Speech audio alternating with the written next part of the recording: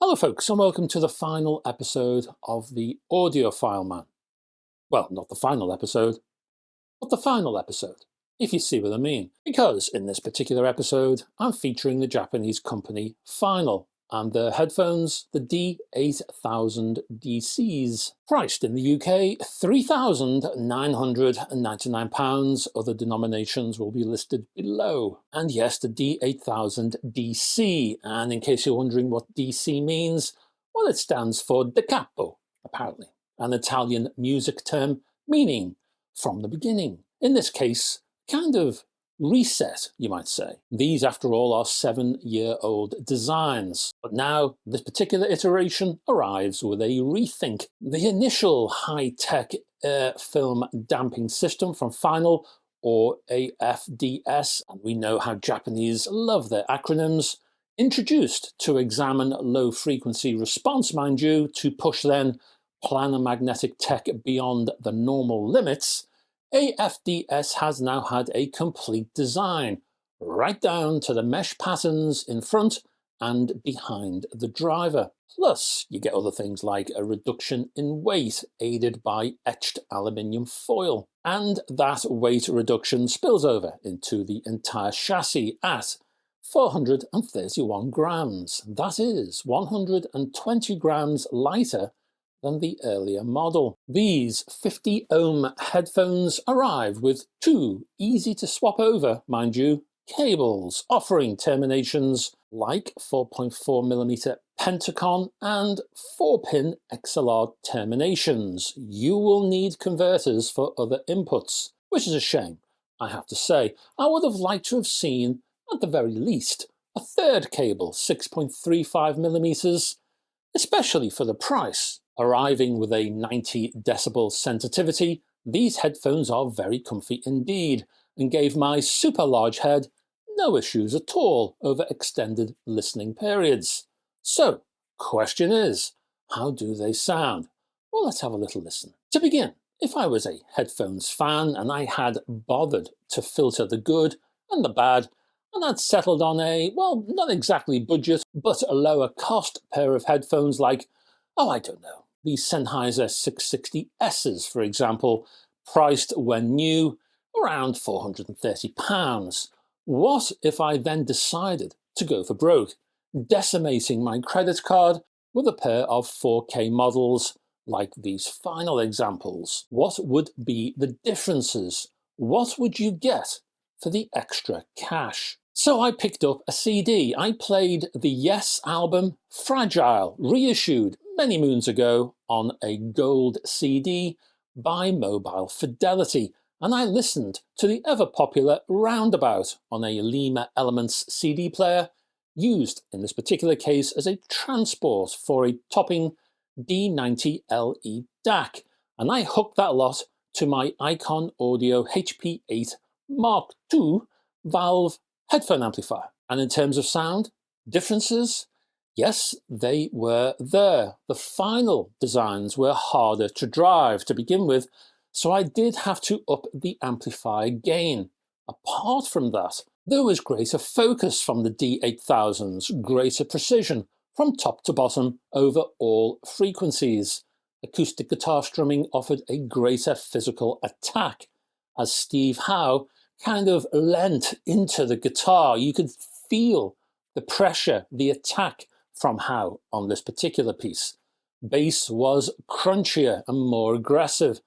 John Anderson's lead vocal provided a more complex delivery with more grain and texture within his voice now. And then there was the soundstage, which was impressively broad, pushing the channel extremes further left and right. Alternatively, what if you already have a higher-end pair of headphones? Something like, oh, I don't know, a pair of Final headphones, for example. Let's take the 7000 model, shall we? Priced at around, what, £3,000? A mere £3,000.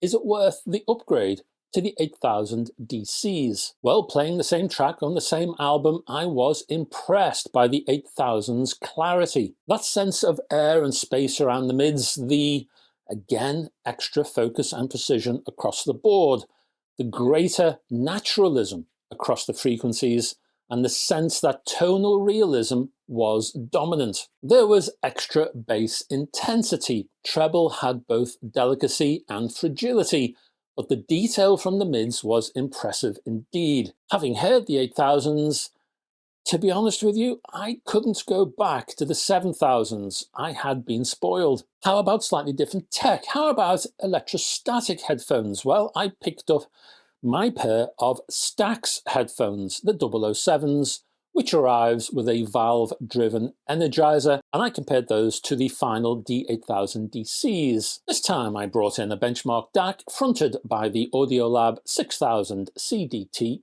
Transport. Now, as much as I adore the valve-driven Stax setup, and I love the Stax's upper mids and treble delicacy, the final design did offer a broadly more balanced output with enhanced clarity and, once again, impressive focus and precision. The sense of tonal accuracy was once more in evidence here. While bass punch was never a big deal on electrostatic headphones, it was a real boon on the D8000s. I then grabbed the DIN terminated cable and I tested that with the finals on the Violectric HPA V340 headphone amplifier.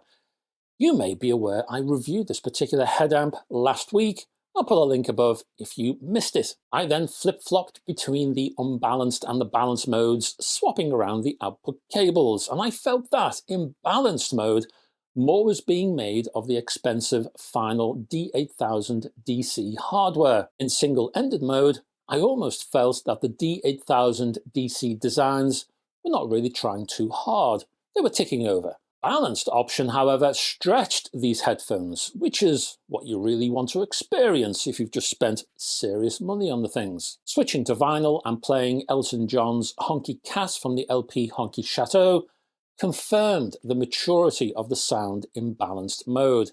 That classic warming 70s production was better expressed in balanced mode, providing both a cuddly yet firm bass and plenty of subtlety from the piano. Before we ended this test, I wanted, just have a bit of fun, I suppose, and I wondered how these particular headphones would sound with a DAP, a digital audio player, a mobile device. So I checked out the Pentacon cables, so attached them to my favourite DAP, the Astle & Kern Can Alpha, and I listened to a selection of music on that DAP, from Cat Power, Bob Marley and Miles Davis.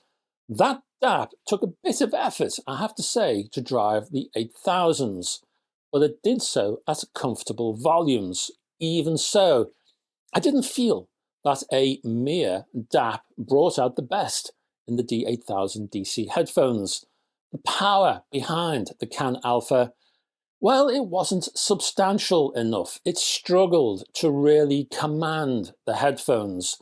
And the Can Alpha, I have to say, is no slouch. On the contrary, I felt that the headphones here were in control. It was like trying to control a sack full of ferrets, which I'm sure you do on a daily basis. And as such, you will know that you can never really relax in that configuration.